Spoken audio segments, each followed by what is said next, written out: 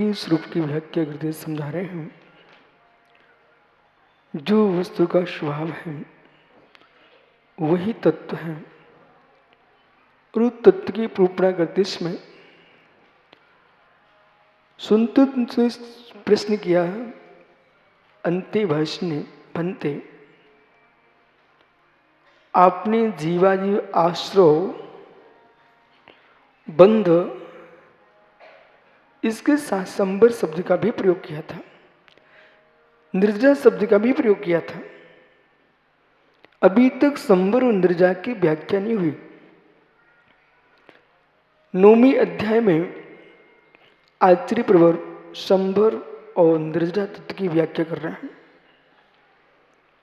जिन हेतुओं से संबर होता है और जिन हेतुओं से निर्जा होती है उन हेतुओं की व्याख्या कर रहे हैं।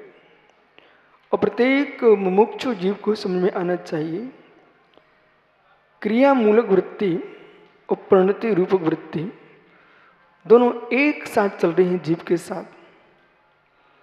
बहिरंग में तुम्हें चारित्र रूप क्रिया दिखेगी, अंतरंग में चारित्र की विशुद्धि होगी। विशुद्धि हो क्रिया न हो यह असंभव है। जैसी अंतरंग विशुद्धि होगी तदनुकूल परिणति बनेगी। करणानुयोग की दृष्टि से जिस जीव की अनंतानंदी प्रत्याख्यान अप्रत्याख्यान इन सर्वघाती प्रकृतियों का उदयाभावी क्षय हुआ है। देशघाती प्रकृति संजलन कसाय का उदय है। मित्र, यदि संजलन कसाय का उदय है वो जीव नियम से दिगंबर होगा। संजलन का उदय है वो जीव नियम से 13 प्रकार के चारित्र का पालन करेगा।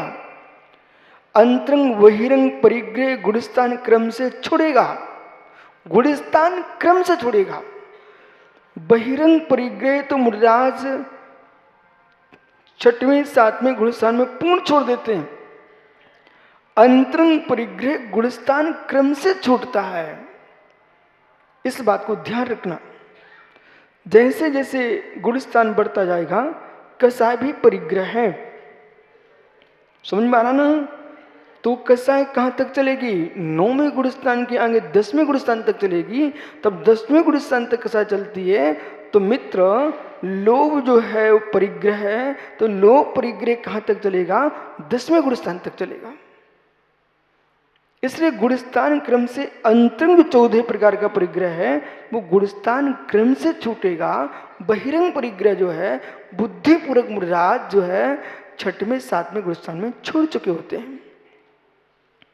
इसलिए या ये समझना चाहिए बहुत अच्छे से कि विशुद्धि बनाइए, विशुद्धि बनाइए। अरे विशुद्धि बनाइए शब्द आप मात्र कह रहे हो कि विशुद्धि की वृद्धि कैसे होती है? चारित्र के बिना वो विशुद्धि नहीं बन सकती है जिस विशुद्धि से मोक्ष मिलता है। सम्यक की जो विशुद्धि है वो तो अनंतानुबंधी कसाय के 6 उपशम से हो जाएगी। 7 प्रकृतियों 6 उपशम से हो जाएगी। लेकिन देशव्रत की विशुद्धि के लिए अगली कसाय का उपशमन करना पड़ेगा। महाव्रत के लिए अगली कसाय का उपशमन करना पड़ेगा। मित्र, देशव्रत और महाव्रत के लिए अप्रत्याख्यान प्रत्याख्यान कसाय का 6 उपशमन करना पड़ेगा। संजुलन कसाय के उदय में, मंद उदय में 7वां गुणस्थान बनता है। संजुलन कसाय के तीव्र उदय में 6वां गुणस्थान बनता है। और करणानुयोग से जिसे ज्ञानी कहा जाता है वो गोमठ सा जीव कांड की दृष्टि में आचार्य नेमिचंद सिद्धांत चक्रवर्ती ने अपमत गुण समृद्धि जीव को नानी संज्ञा दी है। वो ज्ञानी जीव है। क्यों ज्ञानी कहा? तो कुंद कुंद ने स्वामी ने प्रवचन सार जी में कहा जम अन्नानी कम्मम खवे सहज कोड़ी तम नानी तिंगुत्तु खवी उत्साह में तीर्ण। 6 डालाकार ने इसका पद्यानुवाद किया। ज्ञानी के छिन्नमाही त्रिगुप्ततः सहस्त्र रहते। लेकिन अहो आश्रम, मुझे ये लगता मनीष, विद्वानों ने उसे ग्रंथों का ज्ञानी मान लिया, और जिस सभा में प्रवचन करने बैठेंगे तो ये शब्द बोलते ज्ञानी के छिन्नमाही, इतना शब्द बोलते ज्ञानी के छिन्नमाही। अरे ज्ञानी के तो छिन्न मात्र में कर्म 6 होते हैं। अरे मित्र पहले समझ, आगम के साथ विप्लव मत कर। जहां छेडलाकार ने कहा है ज्ञानी के छिन्नमाही, तो उस ज्ञानी के आगे और क्या लिखा? ज्ञानी के छिन्नमाही त्रिगुप्त से टरे जे, जो 3 गुप्तियों से गुप्त है, ऐसा रत्नात्रय गुण से मंडित वीतरागी भेदाभेद रत्नात्रय धारी दिगंबर मुनि को यह ज्ञानी का है। प्रवचन सार जी की गाथा देखिए। अब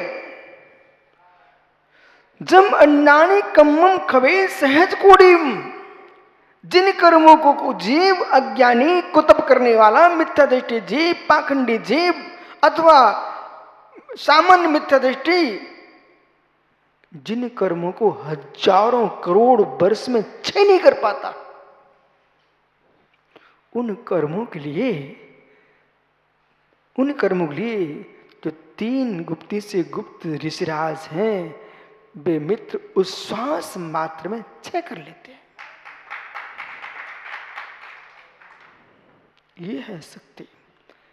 आप इसे व्यवहार में कैसे समझेंगे, लौकिक दृष्टि में कैसे समझेंगे? आइए मित्र, आजकल रोटी की भी मशीन आ गई, और बड़े बड़े स्थानों पर जहाँ बहुत भोजन बनता है, वीरेंद्र हेगड़े के यहाँ रोटी की मशीन आ गई कर्नाटक में। और भिलाई में हम लोग थे, वहाँ पर एक बहुत बड़ा भंडारा चलता था, और अनेक कॉलेजों का भोजन भी बनता था। बोले महाराज जी, जो बेलने वाले बनाने वाले 1 घंटे में जितनी बना पाएंगे, ये मशीन उसको 5 मिनट में उतनी रोटी बना लेती है। सही है, बराबर है। आइए, कहाँ जाएंगे आप? पहले दाएं चलती थी खेत में, और खलिहान में बैल घूमते थे, तब गल्ला 8-8 दिन लग जाते थे, बड़े बड़े गल्ला निकालने के लिए गेहूं। आज उतना तो वो ठेसर 1 घंटे में निकाल देता है। ठीक है ना, ठेसर की मशीन। अब ये उदाहरण बहुत हो गए। ऐसे ही तो गृहस्थी की चर्या है, मिथ्या दृष्टि की जो चर्या है, उनके जो मंद के साथ जो विशुद्धि बनती है, वो मित्र बैल की दाएं है, वो थ्रेसर की मशीन नहीं है। वो माँ के हाथ की रोटियां हैं। अब थोप रही है, 4-6 घर में लोग हैं, ठोक लेगी 1-2 घंटे में। लेकिन हजारों लोग जहाँ भोजन कर रहे हैं, वो मशीन में सीधा आटा भरते हैं, उसमें लोई भी बन जाती है और रोटी बन जाती है, और सिक्के बाहर भी आ जाती है। अब ये मत पूछना ये सब देखते कहाँ, ये कुछ नहीं पूछना। आप तो जो मैं कह रहा हूँ ये बराबर है कि नहीं, बस आप तो विषय समझिए। तो जैसे बहुत सारी रोटी बन रही है, ऐसे ही मित्र ये योगीश्वर एक बहुत बड़े शक्तिमान, आपकी भाषा में बहुत बड़ी पावर की मशीन है। इनका गुणस्थान बड़ा हुआ है, विशुद्धि स्थान बड़ा हुआ है, और जिसका गुणस्थान विशुद्धि स्थान बड़ा होता है, उसका निर्जल संबर स्थान भी बड़ा होता है। इसलिए कभी भी संतुष्ट मत हो जाना अपने गुण स्थान पर। और जो संतुष्ट हो जाएगा अपने गुण स्थान में, चतुर्थ गुण स्थान में इति श्री किए बैठा है आदमी, उसके लिए भविष्य अंधकार में है। और जो जीव चतुर्थ गुण स्थान के आगे कुछ मानता ही नहीं है बेटा, उसको तो चौथा गुण स्थान भी नहीं है, उसके पास चौथा गुण स्थान नहीं है। क्यों? क्योंकि आपने 10 गुण स्थानों का लोप कर दिया, 10 गुण स्थानों का लोप कर दिया। जो 10 गुण स्थानों का लोप कर देगा, वो ज्ञानी हो ज्ञानी वो सब में दृष्टि कैसे हो सकता है। और जितने एक हमारे अध्ययन का क्रम है, जैसे कक्षा में बड़ी कक्षा में बड़े ग्रंथ प्रारंभ होते हैं, ऐसे हमारे यहाँ भी अब कोई व्यक्ति रत्नकर्ण शाकाचार पढ़ के ही पूरा पंडित बन गया, किसी ने एक प्रतिष्ठा ग्रंथ पढ़ लिया उससे पूरा पंडित बन गया। तो अभी आपको तो बहुत सारा आगम का ज्ञान है। हम आपको ज्ञानी नहीं बोल रहे, हम तो आपको ज्ञानी बोल रहे हैं, लेकिन आगम का ज्ञान है। जिस जीव ने प्रवचन सार का अध्ययन नहीं किया, प्रवचन सार जी में कितनी गंभीर प्रमेयों की व्याख्या है, वो प्रवचन सार का अज्ञानी। अरे उदाहरण देता हूं मैं आपको, सम्मिश्र मधुबन आया, वो आकर के आप जो है तेरहपंथी कोटि में प्रवेश किए, भगवान चंद्रप्रभु स्वामी पुष्पन स्वामी के दर्शन करके निकल गए, अपने घर पहुंच गए। यदि हमसे पूछोगे तो मैं कहूँगा तुम तो पूरे अज्ञानी रहे हो, आपको तो मात्र 2 भगवान के बारे में जानकारी है। अरे पुष्पन भगवान के जिनालय के चारों तो घूमते, पूरे जिनालय में 24 ही मंदिर है, अनेक वेदियां हैं, सहस्कुट जिनालय है, उससे तुम अज्ञानी हो। समझ में आ रहा है कि नहीं आ रहा? जय सीधा पुष्पन स्वामी के दर्शन करके निकल गया, वो अज्ञानी शेष वेदियों का ज्ञानी। ऐसे समय सार जी में से कोई 4 गाथा निकाल करके आप प्रवचन करना प्रारंभ कर दिए हो, पूरे समय सार के अज्ञानी। और मुझे अच्छे से मालूम है 10-12 गाथा हैं, उन पर ही विद्वान बोलते रहते। विद्वान से मैंने पूछा भाई समय सार पूरा पढ़ा क्या?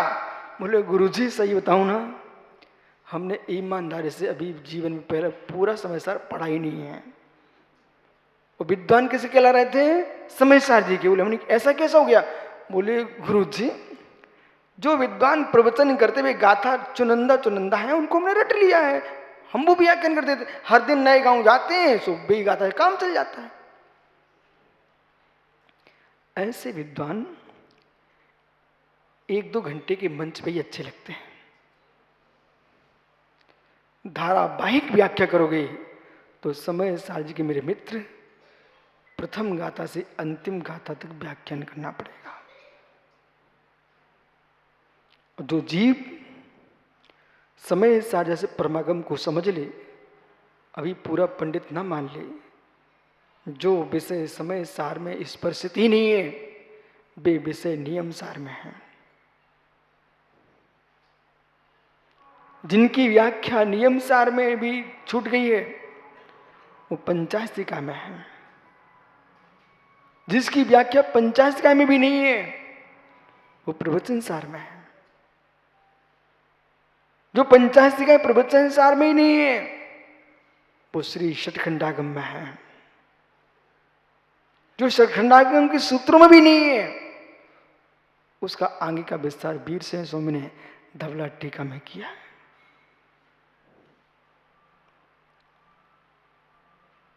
और जो विषय वस्तु धवला टीका में भी नहीं है वो पद्धति आचार्य विद्यानंद स्वामी ने अष्ट सहस्र में की है। और आपको जो वर्तमान में उपलब्ध आगम है कम से कम उसका तो अध्ययन कर ही लेना चाहिए। और जब तक अध्ययन नहीं करोगे तब तक मित्र संबर स्थान और निर्जा स्थान की सत्यता को नहीं समझ पाएंगे। इसलिए आज सूत्र दिखे, विषय दिखे, पूरी व्याख्या श्रमणाचार्य की है। 7वें अध्याय में आपने श्रावक की चर्या की व्याख्या सुनी।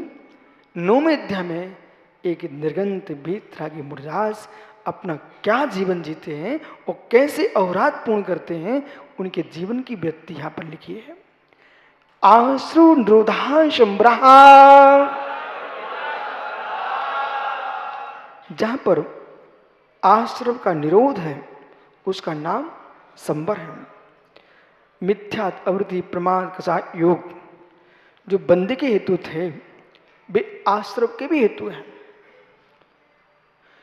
इन मिथ्यात्व प्रमाण कसा योग इनका अभाव करके जीव संबर को प्राप्त होता है। तो संबर को कैसे प्राप्त होता है, किस क्रिया से होता है, तो यह अशोक भी देखना पड़ेगा। जिन वाणी का वाचन भी एक संबर का कारण हो सकता है, स्वाध्याय, लेकिन स्वाध्याय मात्र पढ़ना संबर नहीं है। जो आप अध्ययन कर रहे हो उसमें जो लिखा है आगम में, उसकी दृष्टि बनना चाहिए। और देश के संपूर्ण मेरे विद्वानों से कहना है, आपका क्षोभसम ज्ञान का है, उसका आनंद लूटिए। लेकिन जिनका चारित्र का क्षोभसम है, उनके आनंद में दोष मत देखिए। एक कह रहा हूं, यदि मुनिराज के संयम का क्षोभसम है, उन्हें अपनी आत्म साधना का आनंद लूटना चाहिए, उन्हें विद्वानों की निंदा नहीं करना चाहिए। और विद्वानों का क्षोभसम ज्ञान का है, वो अपने ज्ञान का आनंद लूटे, लेकिन जो संयम का आनंद लूट रहे हैं, ऐसे मुनियों की अवहेलना नहीं करना चाहिए।